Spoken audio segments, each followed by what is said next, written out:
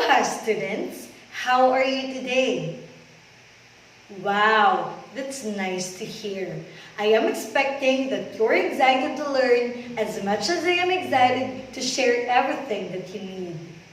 I believe that this day will be remarkable and full of learning discussion that would help us in making ourselves more efficient by learning another interesting topic in art history.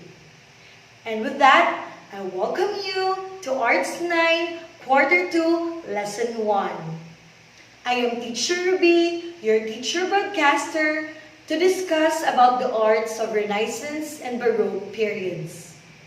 This session will specifically seek students to identify the characteristics of David's sculptures in the Renaissance and Baroque periods, and the second, to compare the differences of Michelangelo's David sculpture from Bernini's.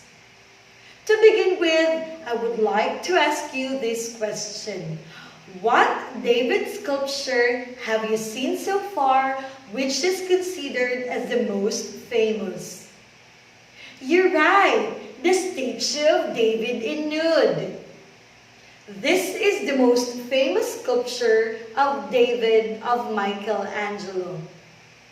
Now, let us discuss its characteristics. It was created in the Renaissance period. It is naked and detailed anatomy in figure, in which it was known as the nude David. It is a frontal view artwork in which the spectator views it from one side only. The figure shows before David's battle or after the defeat of Goliath. It also shows relaxed tension of the body, confidence, focus, and controlled emotion. It uses the motion of contrapposto. It is an Italian term that means counterpoise. It is used in the visual arts to describe a human figure, standing with most of its weight on one foot, so that its shoulders and arms twist off axis from the hips and legs in the axial plane. It symbolizes defense of civil liberties, strength, and youthful beauty. And that's all about Michelangelo's nude David. Let us now discuss Bernini's David characteristics.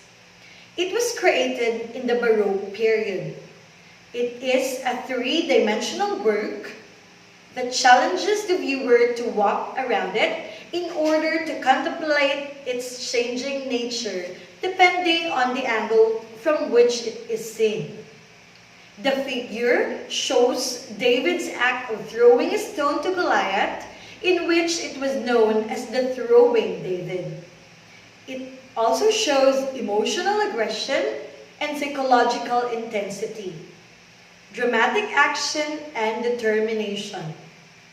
It represents the mighty struggle of the Catholic Church against the Reformation. That's all about Bernini's throwing David. As we can see, Renaissance sculptors depicted real-life figures, and their sculptures were naturalistic portraits of human beings.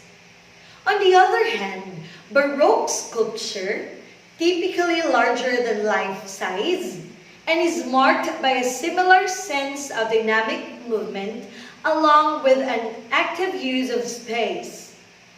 That was why Bernini made a sculpture of throwing David, for which was strikingly different from Michelangelo's nude David, because it shows the differences between Renaissance and the Baroque periods. And that ends our discussion for today. Thank you, students, for listening to our discussion. Together, we can make a difference in our lives, and that would be made possible in understanding other cultures or traditions. Once again, I am Teacher Ruby, your teacher broadcaster in Arts 9. Stay safe, stay healthy, and have a great day.